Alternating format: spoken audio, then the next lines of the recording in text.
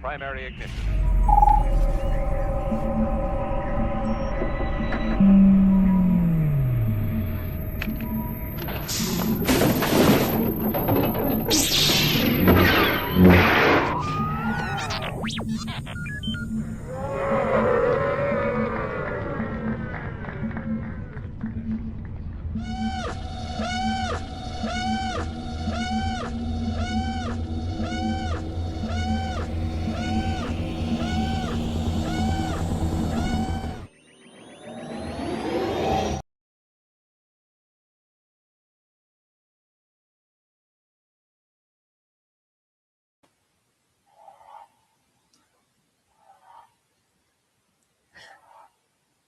Hello, everyone, and welcome back to VCN Transmissions.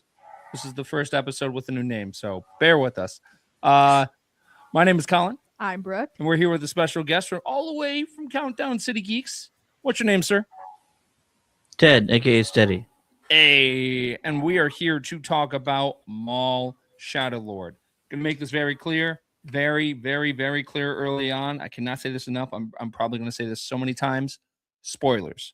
Spoilers, spoilers, spoilers, spoilers. I will keep saying it for a while so that no one can come at us and say, hey, you spoiled the show for me. Spoilers. If you have not seen episode 1 and 2 of Maul Shadow Lord, go watch it. Come back. People are busy. We get it. These episodes are dropping at 3 a.m. I was crazy, and I watched it at 3 a.m. So, yeah, it's great. We love it. So, spoilers. And I'm going to have, during a live stream, I'm going to have this in this banner at the bottom that says spoilers. So you cannot come at me or anyone saying that we spoiled something for you. If you watch it, you are watching this at your own risk. Okay, sorry for the announcement there, but I just had to make sure. And we're doing this every week around this time, and we will be announcing the winner for our giveaway. I think we should actually announce that now, right off the bat. I'm sure they're all waiting. So yes. And then also we will announce it on Instagram as well. We are doing a 5-week giveaway for Maul Shadow Lord. What does that mean exactly? Well, we have 5 giveaways that are intertwined that are related to Maul Shadow Lord. So that means Black Series action figures and Funko Pops, and then 2 mystery prizes, which are big collector items. We will reveal that soon once we get closer. But if you want to participate, go to our Instagram over at VCN Transmissions, and you have to follow VCN Transmissions, the official Virtual Cantina Instagram account, and also my account, Blue Harvest, no E in the vest. But yeah, so go follow that. But the winner for this week is, drum roll, virtual drum roll. There you go. It is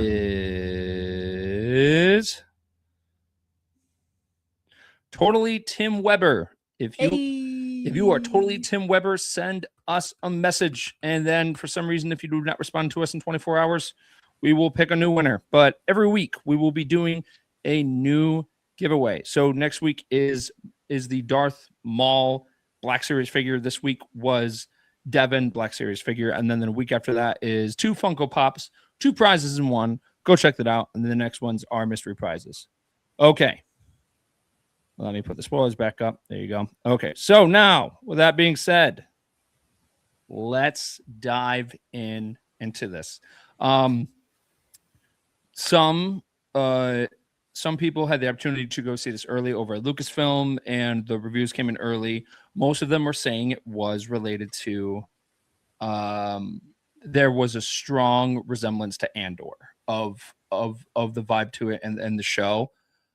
I posted my review last night, and Ted and Brooke, I both want to hear your opinions about this. I think that this, like, the vibe of the show is similar to Andor, but only by a small percentage. I think the show stands on its own. I don't think that it's got a big Andor presence. I think this is like a show on its own, and you can tell that Sam Witwer, the entire Lucasfilm team, Skywalker Sound, all the Kiners, who were doing the music, everyone worked their butts off on this, and they put their passion for Star Wars into every second that they did this. And And I just think it is a completely different vibe than what Andor was. What are your thoughts on that? Ted, go ahead. I do see the resemblance to Andor, but I don't know if I should reveal this so soon. This actually was inspired heavily by a major comic book movie, Mm-hmm. and it's almost too on the nose. And I want to kind of just sprinkle it over this conversation and not give it all away in the beginning. But there is a major comic book movie that inspired this, at least the first episode, if not the rest of the series, and we'll probably see more references throughout. So if you read about the producers and the showrunners, they wanted to really hit on the noir tonal aspect of for this series. They wanted to really dive into that, lean into it, and so they took references from some of my all-time favorite movies. One in particular heavily influenced the first episode, and so I'll talk about that a little bit later on. But the fact that they went and they referenced some of my like movies that are in my top 10 leads me to believe they made this show for me. They didn't have I they could have no doubt that they did. Yeah. Yeah. Yeah, they seriously they name dropped some of my all-time favorite movies. They name dropped my all-time number one favorite movie. And so the fact that they're trying to lean into that tonal shift for this project, it's just I couldn't have asked for kind of a better start, and it makes me even more excited for the rest of the show. What was the Ghostbusters reference? I assume that's your number one movie that you were talking about, right? No. And so I'm willing to reveal this. This is not a secret. This has been in a few interviews that they've done. But the showrunners, they reference kind of two movies in particular. I'll reveal one now and one later on. The first one they referenced was Heat. This is the 90s yes, noir epic film. Robert De Niro, Al Pacino, one of the greatest movies of all time. My all-time favorite movie. I fell in love with movies because of Heat. Okay. And the fact that they referenced that movie, specifically, I think it's regarding the action sequences. Heat was a very gritty, raw, a sort of immersive experience when you're watching those action scenes. And so you feel that when you're watching some of these sequences in these first two episodes. And I love it. Whenever showrunner or film creator references Heat in their movies, the Russo brothers famously did it for Captain America, the Winter Soldier. Like you're heading down the right path when you're inspired by that film and you're working on something. So yeah, Heat's the first one. I'll talk about the next movie later on in our conversation. Yeah, I was gonna say I think I know what the second film is, but yeah, absolutely right. We'll definitely talk about once we get deeper because there is a lot to explore in these episodes. Brooke, go ahead. I really didn't think Andor at all while I was watching these few episodes. If the comparison is that it's like a little bit grittier, yeah, I guess, but like at no point was I watching this and thinking, like Andor connections, maybe I was doing it wrong. Well, but I didn't. I think people meant more of like the vibe of the show. No, that was the main. No like, did I really like feel like there was I don't know. Yeah. To me, that it feels like a very separate thing. Like again, yes, like I can see that it is going to be a little bit grittier of a show. So if that's what people are saying, like I guess like that I can understand. But otherwise, it's to me feeling like its own kind of vibe right now. Yeah, but maybe as time goes on. Maybe that'll change. I guess we'll have to see. It's always so hard for me when there's only like one or two episodes out for people to be like, what do you think of the show? And I'm like, I don't know. There's only two episodes out. I'm really liking what I'm seeing. Yeah. But like, I like to reserve my thoughts for the end. Absolutely. I really, really, really love this show. And I'm so glad that they got renewed for a second season. Way before they even actually released of this first season. So I love that. And again, I think the entire team behind the show are huge fans. Dave Filoni even stated that he was looking to do more with this character because he felt there was untold chapters in Maul's story that he wanted to explore more.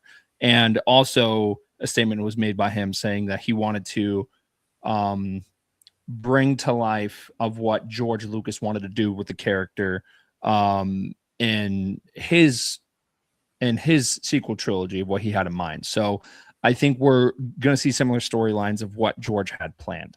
And I think that's super, super exciting. We have a listener here, AJ Hansen. What's up, dude? They said they really did a solid job with these first 2 episodes and building the plot while also giving some great action. It was so well balanced, which honestly surprised me. Sam Witwer is a diehard fan from the very beginning. You've heard him do stories of when he was doing Starkiller for Force Unleashed, of where he was in the audition process and they were asking him to meditate as a Jedi, but Sam Witwer was like, well, the character that you have presented in front of me, he is not a Jedi. He's just a Force wielder. He doesn't know how to meditate. So like he kind of corrected them in a way. And then there was a time of where they were filming the Mortis arc, and then he was playing the brother, and they talked about how Shmi met Padme, and he corrected Dave Filoni. So Sam Witwer is a diehard fan, and he really loves this universe, and I feel like he has I feel like he feels like he has a big responsibility of playing this character and leading where his story ends up going. So I was not surprised of what was going on with Maul, but and of just the portrayal of him and just the plot of the show. I think this is something that a lot of diehard fans have been expecting for a long time. And I know some people were thinking that the show was going to be overhyped or anything. I don't think it's overhyped. I think it is the perfect amount of hyped. I don't think it's hyped up enough. And Rotten Tomatoes actually just gave these first 2 episodes 100%. Oh, wow. I don't know if you guys saw that, but 100% for the show, which is absolutely incredible. It makes me so happy. So I'd say they're deserving. yeah, Sure. yeah. They were some incredible episodes. Definitely got me hype. Yeah. I mean, I was already like really excited. Yeah. But now actually seeing like what we're getting, I'm like, yes, this is what I wanted. Yeah, 100%. So let's dive straight into it. So we start off the episode just going into the planet of Janix and the city, and I think this is what Ted was maybe going to talk about, but it's very reminiscent of Blade Runner. No, that's not the okay. I mean, you're not wrong that Blade Runner also kind of fits into that noir tone. This, I'll go ahead and do it now. This entire first sequence, this whole first scene, I'm sitting there thinking, oh, they're doing a bank heist. The bank is owned, or at least they're stealing from crime bosses, like criminal organizations, and the villain, the main antagonist, gets revealed at the end of the sequence. This is the entire opening scene of The Dark Knight. Christian Bale, Heath Ledger, the Joker. Yep. Am I sitting here telling you they stole it? No, I'm not saying that. I'm letting you know that the showrunners, when they were looking for inspiration, they wanted this pulpy noir sort of tone of the entire series. And so there are some elements of The Dark Knight that they purposefully kind of pulled into this series. It kind of fits in with Maul's history, right? Because he ran the crime syndicate, the Shadow Collective, and now it kind of fits in well with kind of what they want to do by having these crime organizations go against one another, and he takes revenge on all of them. There's also, we'll talk about it later in the show, later in the conversation, there's an entire tunnel chase sequence, which is also extremely reminiscent of The Dark Knight, because the Joker's running a semi truck and he's shooting at GCPD in this while they're transporting Harvey Dent.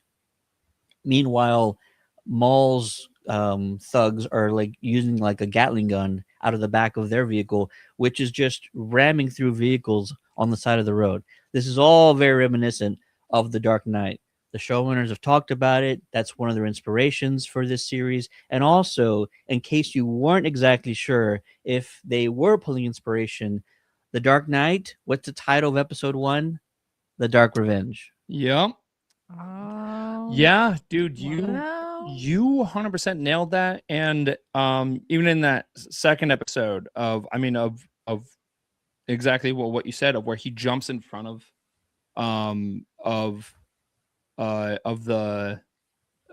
the vehicles during the chase and all that stuff is very reminiscent of The Dark Knight. Yeah, you're absolutely right. Yeah.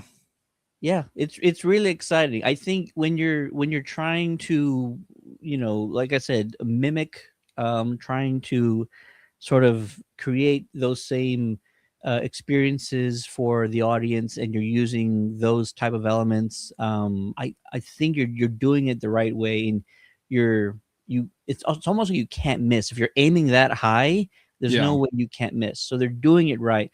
Plus, it also feels like almost a police procedural with how much screen time they're giving to the detective. I forget his name, Lawson. Yes. With how much time they give to Lawson, who Wagner Mora is like one of my favorite actors right now. I'm so happy he's in Star Wars universe. It feels like a police procedural. So he's basically the Commissioner Gordon of this show. They want Maul to be a villain, but they don't want him to be hated by the audience. And so that's what they're trying to do. Heath Ledger's Joker was the best part of that movie. We all love that movie because of Heath Ledger's Joker, because he's so charismatic. You can have fun with a villain if he's charismatic or he's just oozing aura. And so he's the entertainment factor for us. Instead of like filling it with comedy and fun and jokiness and stuff. No, you just make your villain that charismatic and that entertaining. The fans are just gonna fall in love with him. Yeah, I could not agree more. I think the other thing too, with the different elements from other inspirations of film, um, David W. Collins steals the show as Spybot. I love that character. I'm waiting for the Black Series figure. There's also a droid and another one called Two Boots, which he is also fantastic as well. So yeah, loving it. Someone said, hello, all. Nice shirt, Colin. Thank you. Thank you. This is from Roosevelt's. We love Roosevelt's. But yeah, so yeah, going back to Spybot, that's Yeah. its name. Okay. You don't do this, but I like to watch things with subtitles sometimes. Yeah. And so I happen to have them on when watching this, and you should turn them on because, like, I don't know if you can catch some of the stuff that droid is saying, but they were making me laugh. They were funny. The little quips. yeah, Like, you could tell he was having a lot of fun, and I think there was a lot of I think there was a lot of improv in that role of just, and I would love to hear the outtakes of just the different lines that he's probably just saying the truth of being like, okay, I'm going to try this, I'm going to try this in this scene. So yeah, I'm excited to see more of Spybot. I think that's going to be super, super cool. But yeah, so after the everything leading up to the end of the bank heist, we have Maul. He pops up and he turns on his lightsaber. Now, I was just thinking about this. So at the end of the Clone Wars, he doesn't have the Darksaber at this point, because he loses it when he's up on the when he's fighting Ahsoka. So somewhere the Darksaber is somewhere at this point, but we know in Rebels he does retrieve it. My curiosity is, why doesn't he have it here? Like, why is he not using it? But it looks like it's just not his style. Yeah, and his other lightsaber that he has now too. Did you notice that the blade looks? It doesn't look as it normally would. Is it kind of like crackly, like Kylo's? Yeah. Okay, I thought like when we got like some of the first images and like videos, I thought that's what it looked like, but I was like, is it, or is it just kind of like in motion, you know? But after watching this again, I had the same thought, and so okay, I'm glad I'm not crazy, and you just confirmed that it is a little wonky. Yeah. Yeah. The producers of Maul, they actually said they went back old school and did some really cool painting brushstroke techniques with the lightsaber because they wanted to give it a different look. So if it looks very different, it's because parts of the lightsaber are actually like hand drawn and painted on top of everything else. So that's pretty fascinating. Yeah. And also, as soon as we see Maul 2, we actually hear the Duel of Fates theme. So good. I love that. So Kevin Kiner, who has been doing the theme of just animation for a while, right? So he did the soundtrack for the Clone Wars. He did it for Star Wars Rebels, and then he actually did it for the entire show of Ahsoka. And he also worked on the Bad Batch, and I just love that his family is doing it now, and it's just remarkable. They are fantastic. Their music is great, and I love the reminiscent of things we've heard before. But also, I believe at the end of the first episode of this, there's like this kind of lingering theme that they have that just kind of screams 90s to me. I don't know why. But yeah, no, they absolutely crush the soundtrack. And when you have a team that really works on the music, when they really work on the sound, that helps immerse you even more besides the cast and the plot of the show. Without those things, I feel like a project like this wouldn't be as good. So huge shout out to Skywalker Sound and just everyone at Lucasfilm for absolutely crushing it and just immersing everyone right away. But we also meet some of the team that Maul has. We have a couple of Mandalorians, including a returning character. Her name is Brooke, and she is rumored to be the armorer from the Mandalorian. I don't think that's the case. I think maybe that character might show up this season, just because if you watch the Mandalorian and you know who the armorer is, she's got horns on her helmet, and most Maul supporters did that with their helmets. So to me, it would make sense that the armorer was a Maul supporter, and not only that, that she would show up at some point in the show. Maybe she was at the Siege of Mandalore in the Clone Wars, and we just didn't get an exact pinpoint of who she exactly was, because this character is getting a lot of screen time. I think that's why people are assuming it is the armorer. But the other cool thing about this character is that she's voiced by Vanessa Marshall, who has done a bunch of different Star Wars voices, mainly known for Hera, but I love that she puts different definition on each character that she does, and you can tell with this, and she just does a phenomenal job. Fun fact, some people don't know this, but she's actually on Smuggler's Run over at Galaxy's Edge. She is the voice that you hear when you get off the Falcon, and her line changes depending on how you did on your flight. So I love Vanessa Marshall. She is a absolutely talented actress. So I can't wait to see more of her and hear her voice more in this season. So yeah.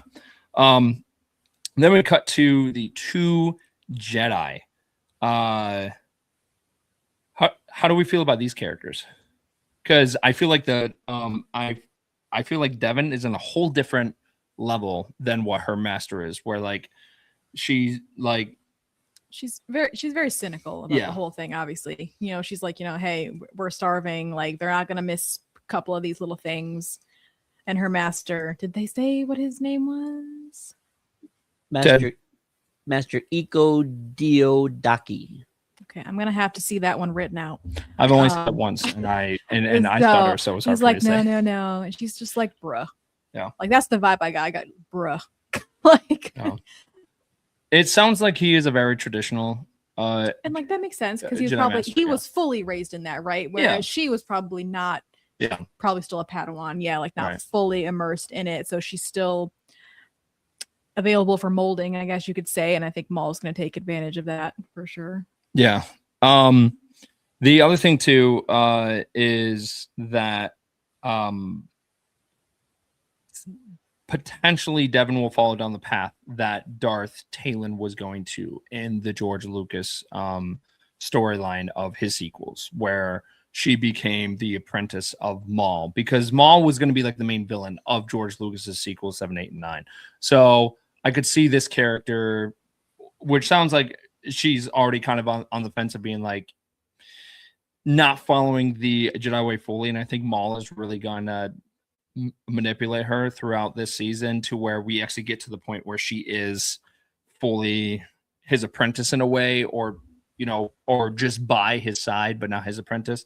And I think something's going to happen in this show that will turn her over the edge. Maybe her master gets killed, maybe Maul manipulates her to thinking maybe the police force end up taking him out, but in reality it was Maul, but he made it look like it. So, and then, it's just adding to what the higher up masters do. Like the Emperor made Vader think that he fully killed Padme, but in reality it was under natural circumstances. So, but he used that situation and twisted it. And I think Maul could definitely do that, because he's a character, when you see him on screen, for me anyway, even though he is gonna do something bad, like he is someone that you don't want to be successful, but you're also rooting for him. So I think I think Maul is gonna get up to more mischief in the show than what we saw, but he's going to be low key about it. I have a slightly different take. Okay. I don't think there's going to be any manipulation. Oh, okay. I think it's going to be because Maul, coming from a place of where he was very manipulated by his former master, I think he's going to come at it from a form of like peeling back the curtain. So I don't think he would be fully satisfied with having an apprentice who he like manipulated / tricked into being there. I think he wants her to fully believe in what he's saying. Okay. Yeah, no, I'm with you on that. I think so. So I think a little different. I think that's what he wants. I think he wants her to be like, he wants to kind of showcase all the hypocrisies and little things about the Jedi that maybe aren't 100% fleshed out. He's kind of like, here, I'm gonna pull back the curtain. I'm gonna show you what's really up with this galaxy. It ain't all puppy dogs and rainbows. Like that's what I think. So I don't think there's going to be like a manipulation aspect to that. Okay. I think it's going to be, I think he genuinely wants a follower, quote unquote, that is there because they want to be there. Yeah, no, that's completely valid. Ted, how about you? You could see that Devin is, she's young, she's impressionable, and you could already see her questioning authority. Whether it's the police force there, how she talks to them. She has this wall up. She has her guard up. And I don't know if it's probably not spoilers, but a lot of either in the trailers or in the art that they've released for this film, you see her clash with a few of the individuals in Maul's gang. So I'm wondering how far she's willing to go down and follow. I think he's going to make a very solid case for her. I like the idea that Maul would kind of try and use trickery or manipulation. You already felt that, because he said it really early on in the first episode. I'm also here looking for someone in particular. And I think we're led to believe, I feel like there's no other way. It's not her, Devin, that he's looking for. Unless that's going to be a twist later on. The fact that they just called that out, he's already looking for someone that's force sensitive, and he just so happens to run into her, whether it's the universe or the Force making this all happen. Yeah. I like the idea that this is somehow fate related. It's a yeah. Yeah. I don't know how it's going to go down. Obviously, I don't think she'll be as tempted as previous Jedi we've seen in the past have been. But I'm really looking forward to see how they actually show us and her getting tempted by the dark side and what he's willing to kind of put her through. And then going back to kind of the score you talked about, there's multiple moments. I need to find out who this writer is for the music, because you'll hear like 3 or 4 notes from a theme from the prequels start off a new line in Yeah. this project. So it's really great that they're actually doing that. I think that happens a lot nowadays. If you want to reference an old project, something nostalgic, you'll put in 3 or 4 notes from a Mhm. melody you are very familiar with, and then write something new off of that. So Yeah. it works. It works. It's effective, and really enjoyed it. Music is very, very powerful. And I think the way that the Kiners do that throughout their different projects shows a lot. And it adds more intense emotion in certain scenes. We have another listener, Mumbo Jimbo, says, I think Maul will kill her master, blame it on the Inquisitors, then she will ultimately still not join him. Yeah, I like it. I like that too. Just because Maul, to me, when we see him in Rebels, he is using his experience against Ezra's experience to manipulate him, because Ezra thinks that Maul is there to help all of them, but in reality, Maul is using the situation in Rebels when we first see him, and he's using that situation to kill Ahsoka and Kanan, and he really wants Ezra to be his new apprentice.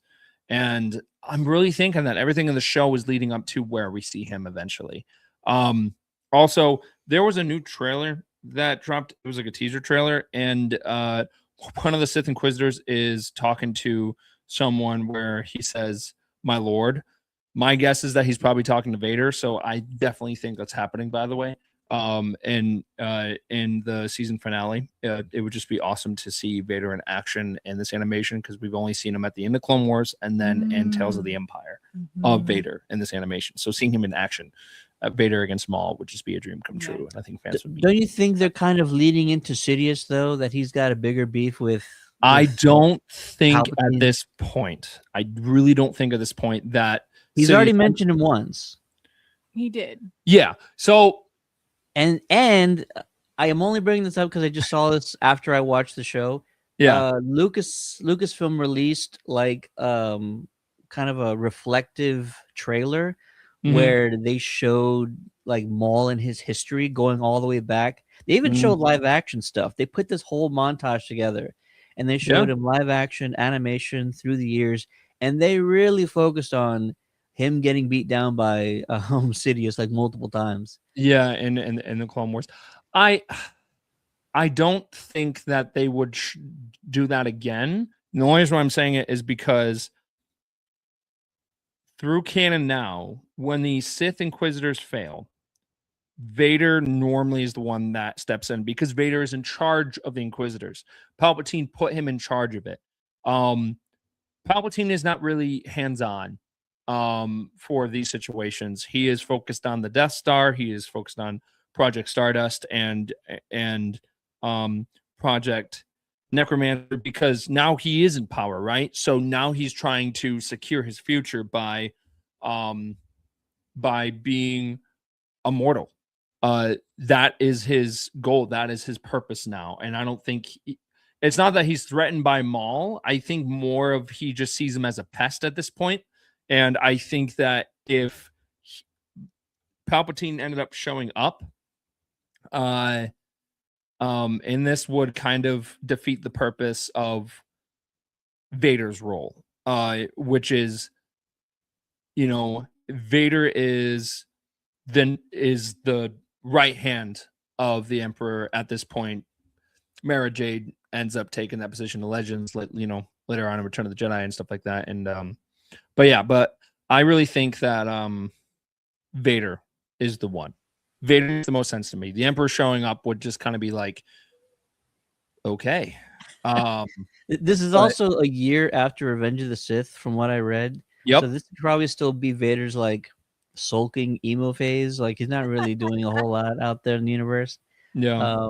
But yeah, we'll see. It's interesting that they lean so heavily with Palpatine and all the other materials and the content. Well, he is the one that like he's had the biggest connection to. I mean, Maul's introduction to the dark side was because of, a good old sheep Palpatine. So it makes sense that we lean into it. I think Palpatine will have an appearance in the show, but I think for fighting purposes, I think Vader is going to be the one that shows up. I could see maybe Maul talking to Palpatine in a hologram, and then Maul is expecting maybe him to show up, and then Palpatine, says something along the lines of, "Well, I have other plans," and then all of a sudden, boom! Here comes Vader, turns on his saber, and then is just the audience is just freaking out. So yeah, I think it's going to be absolutely insane. But I am banking on Vader being the person at the end of the finale. Also, I still think it's funny, and I've talked about this in past episodes, but the season finale episode is called Finale, and I really think that's a placeholder. I really think I'll name it a placeholder. But yeah, so and then kind of skipping ahead on Friday, by the way, we will do a full episode of where we talk about all the Easter eggs and everything. So yeah. I think that the end of this episode was great because we knew it wasn't going to be a cliffhanger just because, we have 2 episodes.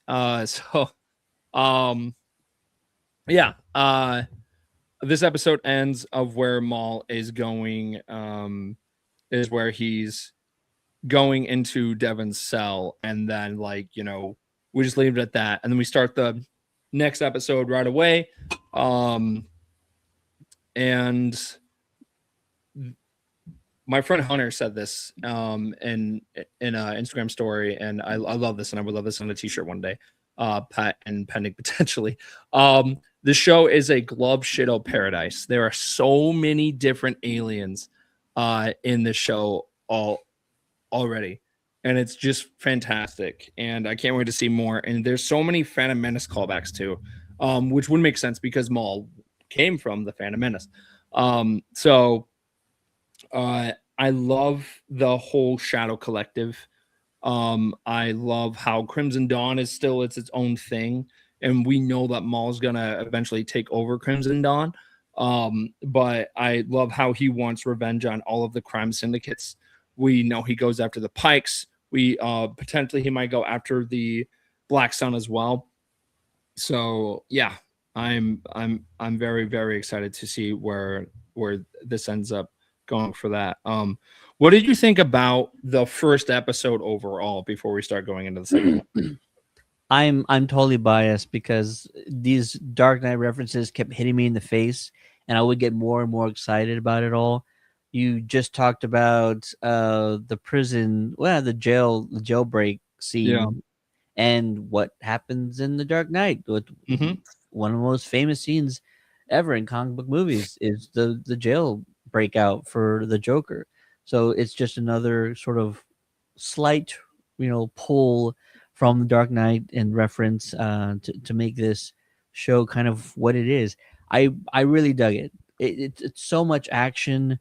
There's a bit of mystery still in there because it's Star Wars. You got to have some mystery in there, but it also plays a little bit like a police procedural. And I think Lawson is a very intriguing character. I like how they're also going into, his personal life. Like we see him with his kid. He's got this teenage kid. I guess he's in his marriage. I guess him and his wife are probably separated. Is what it kind of feels like. And he's got a lot of complexities about him. You know, he's out meeting this confidential informant. They may or may not have had relations after their conversation.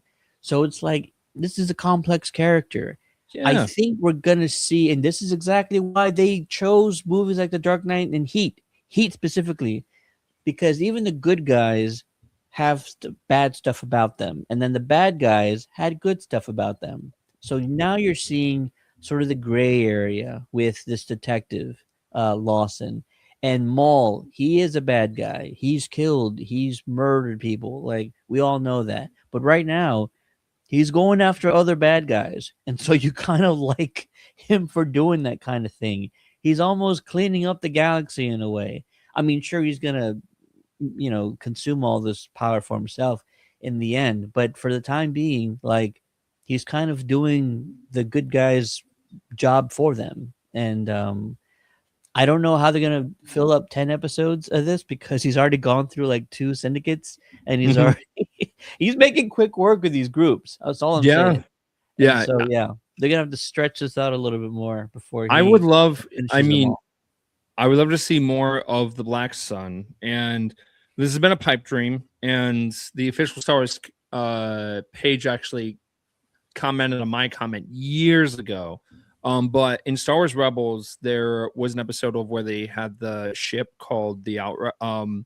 It was the same type of ship as the Outrider from Shadows of the Empire, where this character called Dash Rendar. I love Dash Rendar, and the Outrider is probably my favorite Star Wars ship to ever to exist. And we've seen it briefly in the special editions in live action. We've seen it in Star Wars Rebels. We've seen it in Star Wars in the newest Lego Star Wars game. So it's like, of that brand of ship is canon, but the character of Dash Rendar we haven't seen on screen yet. I would love to see Dash Rendar in the show somehow, some way. It's very early in the timeline, and he would be younger, but I think it would be really, really cool.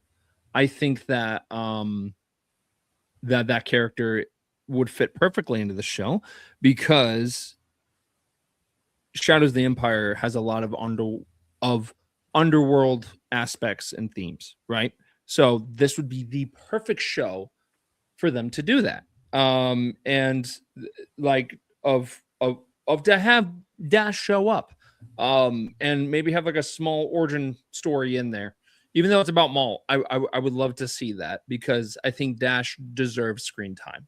He's such a cool character. He is very reminiscent of Han Solo. He actually is from Corellia as well, but I still think it would be really, really cool to have him. I'm surprised he didn't show up in the game Star Wars Outlaws. That also would have been the perfect place to introduce him into official canon. But going back to the comment that I was saying, was that the official Star Wars page, after I made this comment of saying, like, I love that we saw the ship, but I would love to see the character on screen one day. And they basically said, there's always hope, or something like that. So that to me indicated that, boom, they have it on their mind. They 100% have it on their mind, that they want to do something with this character. So I really hope that we get that in the near future. But yeah. So going to episode 2, we see them on the run. Maul puts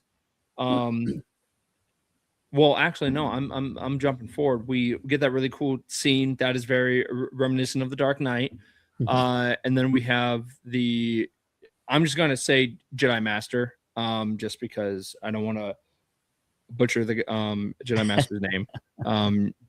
Master Dio, just call him Master Dio. Master Dio, thank you.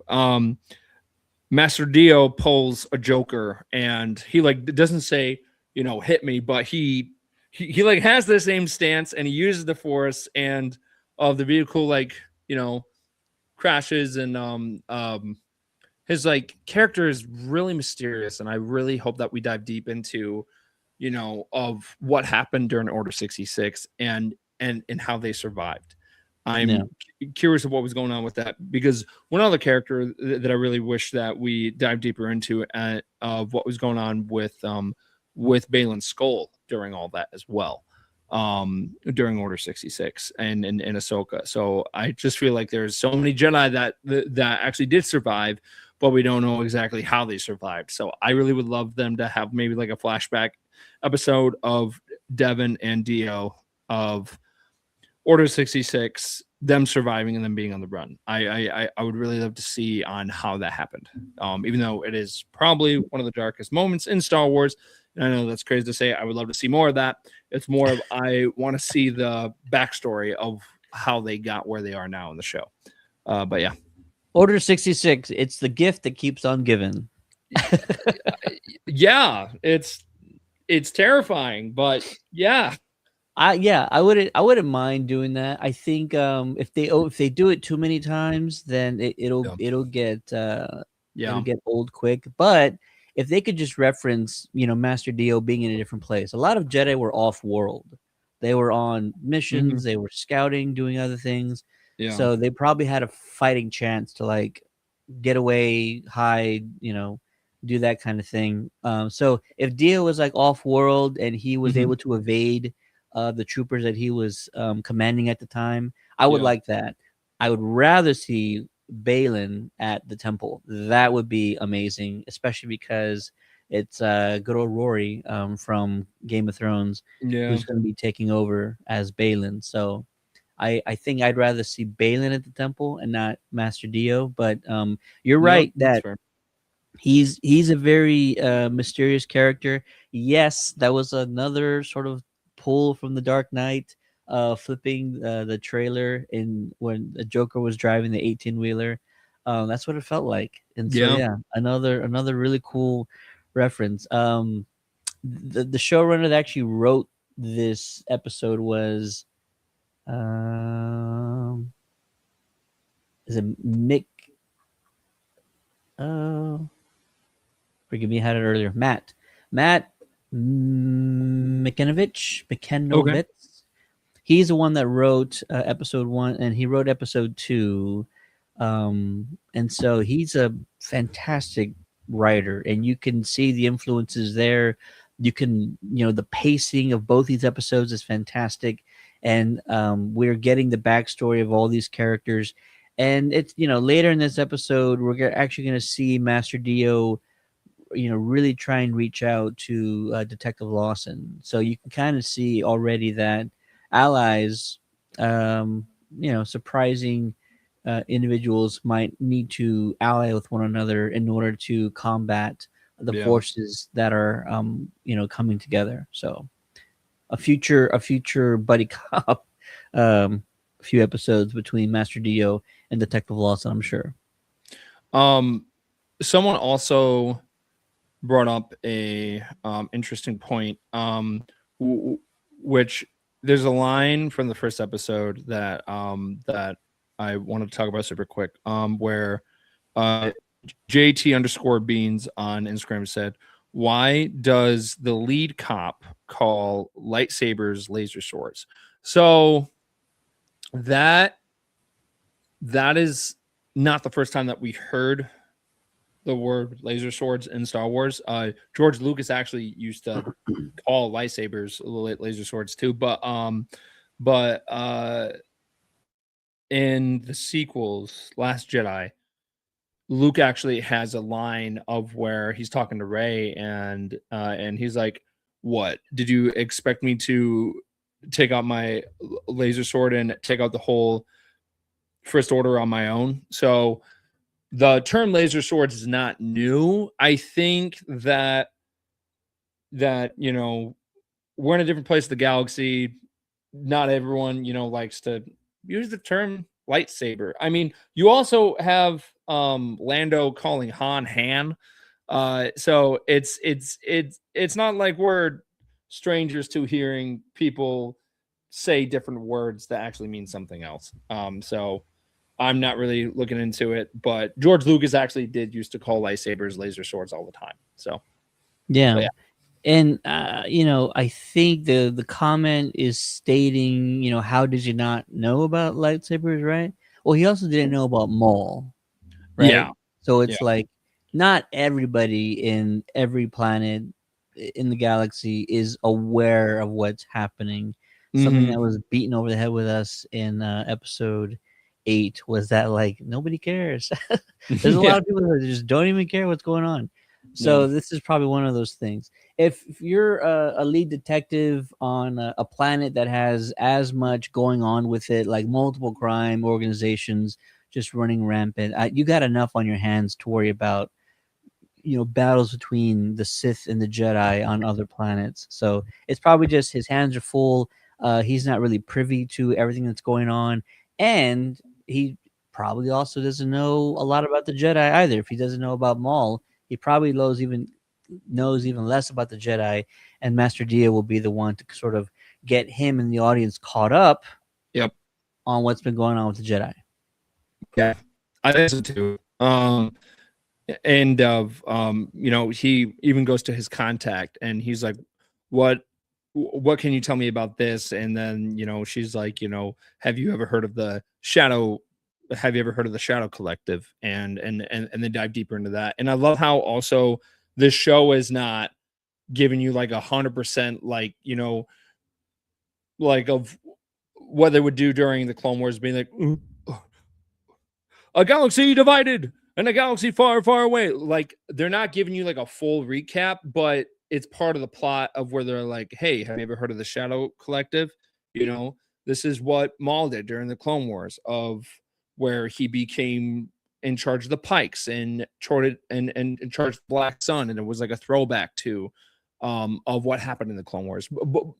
But it wasn't like a in your face backstory. Like, it made sense in the scene for them to explain that, because there are sometimes in games and movies of where they give you like a full backstory that's happening in a scene and it doesn't make sense to have it in there. This was one of those moments where it fit in perfectly of why they needed to explain something that happened in the past. Just for some people, for example, our mutual friend David, he hasn't watched the Clone Wars all the way through. I don't know if you knew that.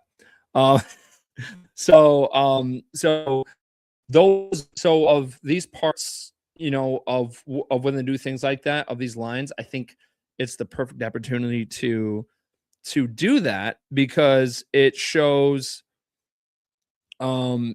it's telling the audience something in a larger perspective, but in a perfect way where it's not feeling like it's taking you out of the story. I really hope I explained that right, but yeah. So yeah, I totally got lost of where I was going with that, but yeah.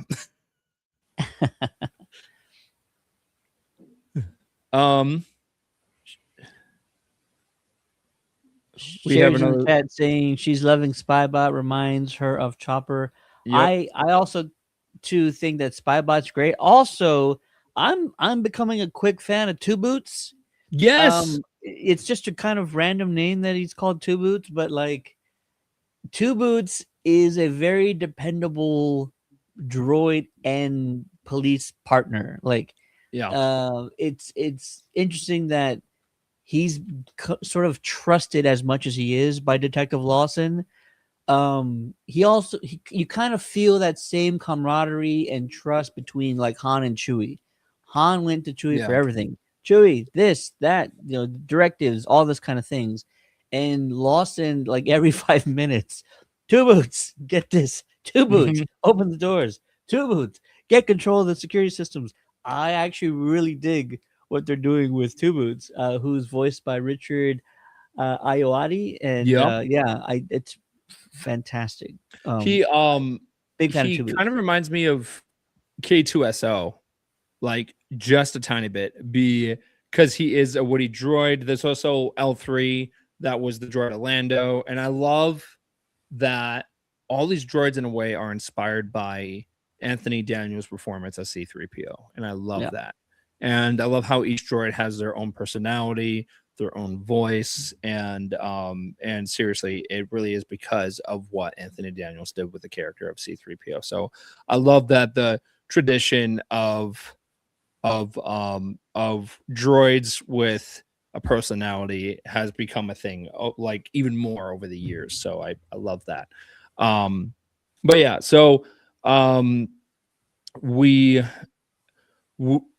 we get to another scene too where Maul is talking to where he's talking to Devin, and she is asking him to let her out, and he's like, you can leave anytime. And I knew right away that he was testing her in some way. And we know what the test was at the end, where she ends up using the Force to get out of the cell. Now, the question is, in the next episode, is she actually going to try and escape, or is she going to toy with the idea of maybe Maul and her can actually be allies?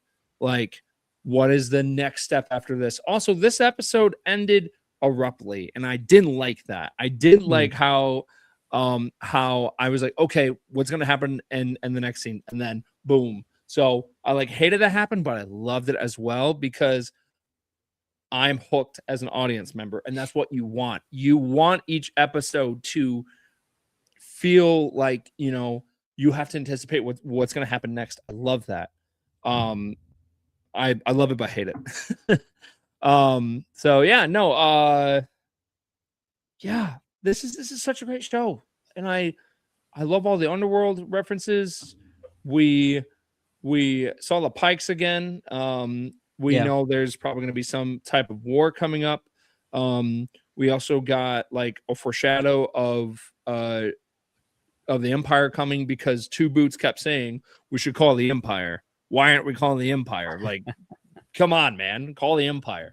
So we know the Empire is coming because of the trailers and stuff, and we know the Sith Inquisitors are coming.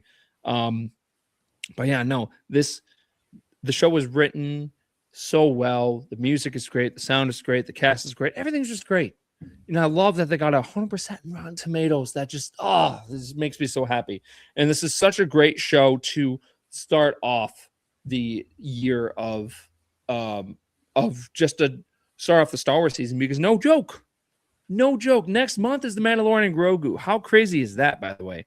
Love it. Yeah. We also got another comment from Sherry saying it seemed like the second episode went so fast, so I was taken back with that abrupt ending. Yeah. Yep. I'm with you. I think most of us are with you. But again, I'm glad that they did that, because, you know, it's making us want more. So we have to wait a week, and I hate that, but I love it. It's all good. It's going to give us time to really appreciate all of the bold decisions and choices they're making with this series. And also, you can't say enough about Sam Witwer, who I've been, watching him as Maul in past animation projects. But like, for some reason, it just feels like he's really tapped into the direct essence of Maul on this one. He's not playing Maul in this one. He is Maul in this one. Just all the inflections, all the choices he's making with his voice. Like, Maul is not a straightforward character for a voice actor to play. You really have to choose when and where your inflections are, your cadences. Like, you have a lot of leeway with it, where you can really mold this character and how he speaks to people. And so Whitwer's doing a fantastic job with everything that he's being asked to do. And also, Whitwer's going out of his way to make this show what it is, because you read the interviews or watch the interviews with the producers. Whitwer is staying after his recording sessions are over. He'll come in early. He'll work with other cast members. He'll get into conversations with the producers. Like, he's really going out of his way to make everything work. And he's kind of getting involved with a lot of different people around this project. So you just got to love a guy that's as passionate and taking that much effort and putting in that much work for this show. That is why it is so important to me to have fans have that interaction with the franchise. And I think it's because Sam Witwer is a big fan of Star Wars. He's a big fan. And it sounds like the entire team of Maul Shadow Lord is. There have been other projects where some of the people going in were not big Star Wars fans, or just not, fans in general, sounded like. And you could see how that affected the project slightly. And with this, they understood the assignment. They 100% understood the assignment. And I think that is why the show is being praised, because they know what the fans want, because they are fans. And I think that's what really, really sets this aside from some of the other projects. And I think the great other thing about, all these different Star Wars shows is that every fan has a different perspective on what Star Wars means to them. And that reflects on every project that's ever been made of Star Wars. You have everything that George Lucas did. You had everything that Dave Filoni did. And then you have, Deborah Chow. You have Jon Favreau. You have, this huge collection, Gareth Edwards, of directors that have done different projects. So it's just, with this in particular, Sam Witwer from the very, very get-go, I think understood exactly what these characters were doing and thinking, and that reflects on his fandom into the show. And I think you really, really see that. So I'm beyond excited to see where the rest of the show goes. On Friday, we'll be doing a Easter eggs episode. I'm going to be doing fun facts about Maul Shadow Lord all week. Go to my Instagram at Blue Harvest. No E in the best part, but yeah. So, but yeah, that's our breakdown of episode 1 and 2. Do you have anything else to comment on? Yeah, so Select Media got a chance to catch the majority of the first season. They were only allowed to watch through episode 8, which seems like a lot, but it's also always intriguing when a studio keeps certain episodes away from the mainstream media. So expect episode 9 for stuff to really hit the fan, or for something major to happen. So if you're questioning whether or not you should stick around, if it's not for you, wait until episode 9, because that's when something major is going to happen, and it could have major ramifications across the Star Wars universe, depending on how bold they want to stay with this story. But so far, I'm loving it. Not only is it great to see Sam again back as Maul, but just bringing all the major players in Star Wars voice acting, Vanessa Marshall, D. Bradley Baker, like a lot of them are here. So you're getting a high quality project from the get-go. But the fact that there's so much action in this series, that you're actually witnessing a lot of things you haven't seen before in the series, and that they're sort of leaning and really focusing in on the local police officers on this planet, which, like, do they really ever do that? Like, if you're not in the Empire, if you're not with the rebels, are they really ever like giving people any time?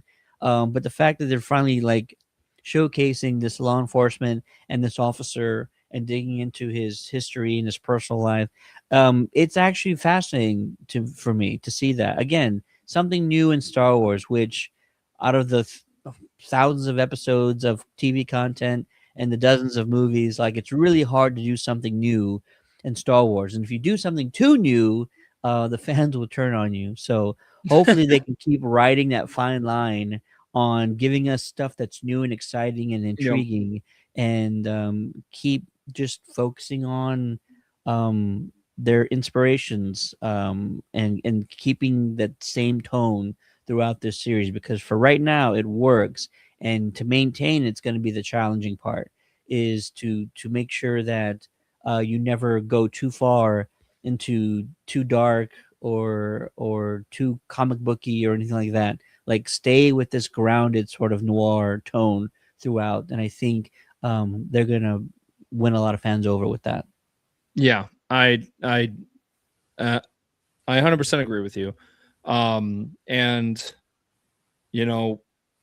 also about the finale, drops on May 4th, which I treat like Christmas, by the way.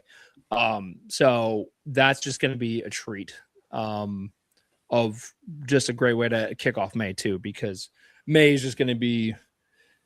I always consider May Star Wars months, but yeah. So, yeah, that's it for this week. I mean, not this week. For this episode, I woke up very early and I only slept a couple hours. Then I did this episode, so my mind's all over the place, but in a good way. I'm going to be at Kalamazoo Comic-Con this weekend. There's a couple of Star Wars guests there. I'll be doing some different interviews over there. So if you're in the area, go and check that out. And if you see me, come say hi. But yeah, there you go. Also on Tuesday, they will be doing a full deep dive as well on the Virtual Cantina Network of this episode. Of these 2 episodes. So go and check that out because there is a lot to dive deep into. And then for Countdown, Ted, what's going on with Countdown these next couple of weeks?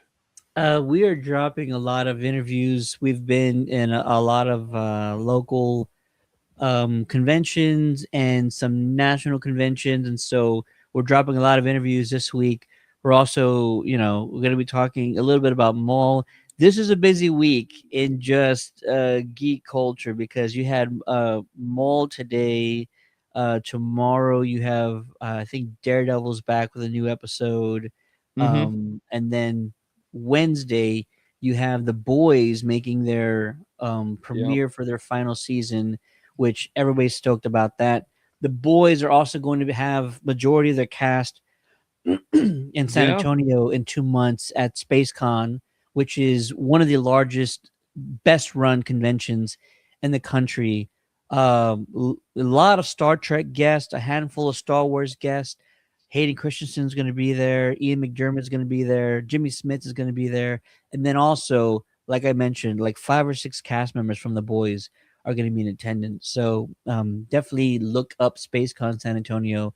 Check out the interviews that dropped this week, including Colin's interview with Master Chief himself, Steve Downs. That was awesome. The more I read about Steve, the more I just love the guy. 25 years. He's played that character insane. for 25 years, dude. And I like you thought, okay, so they're redoing Combat Evolved. Yeah. And it's not going to be any different. There's no way they can capture the magic or really add anything to what you and I experienced growing up. Steve said, "No, stop right there. Yeah. This is not a remaster. It's a complete overhaul of the game. You're not gonna know what's coming when you see what we've done." And I'm like, "Oh, cool." Yeah, that I really love how he changed my talked about entire that too. perspective. Yeah. I was not expecting him to actually talk about that, because when like people have certain projects that they're currently working on, like there's so much he can say, but he was like, "Oh, I'm more than happy to," and he just started talking about it, and I was like, "Oh, great, okay." So yeah, no, he's such an incredible guy. And then we also had an interview with Sarah from Mos Eisley. That was really cool. And then we also talked to this incredible human being, McGonagall. He had a huge roster of different Star Wars characters that he played in the 2003 micro series, including General Grievous before he has the cough, and before he turns into Matthew Wood. I guess that's the best way to describe it, because Matthew Wood and McGonagall have very different voices for Grievous, and the way that McGonagall was voicing Grievous in this was really cool, because it was before he had the cough, and you actually get the origin of how he gets the cough in the second part of this, because in the micro series of 2003, it leads into the events of Revenge of the Sith directly. It's no longer canon, but Mace Windu actually he kind of force crushes a lung of Grievous, and that's what gives him the cough and his raspy voice. That was the old origin of how that happened, but they completely rewrote that when they did the Dave Filoni Clone Wars. But yeah, so that was super cool to talk to him at C2E2. Yeah, man. So that's all that's going on for us. Just a busy week in TV shows, and probably drop some movie reviews. I just dropped. This will be real quick. I just dropped my movie review for Pizza Movie, Yeah. which is not on everybody's radar. Pizza Movie is this new stoner comedy, and it's sort of directed at like Gen Z, but it's for everyone. Not saying all ages. It's for like all generations. This is a generational type comedy that once in every like 10 years you get like a generational comedy that really like fits the culture, and it's just so clever and it's so witty. Pizza Movie is that movie for the next 10 years. Like it's going to have lasting power, and it is so good. It's so funny. It's an absolute riot. So it's on Hulu right now. I so wish they had a theatrical release for this one because I saw it in the theater and it was the best experience. I went in completely Okay. blind and was blown away. So Pizza Movie, if anybody wants to like have a really good time watching a new stoner comedy, do not watch it with the kids. Go check out Pizza Movie All right. Okay. All right. It's on Hulu. on Hulu. Okay. All right. I will definitely check that out. Well, uh, Brooke left because Hayden woke up from his nap, but we'll be on our episode on Friday. And I believe Spencer actually is going to be our guest on Friday, so we're excited about that. But yeah, so stay tuned. Get just gear up for a fun month of Maul, and thanks for joining us today, Ted. Thank you so much for hopping on. May the force be with you forever and always.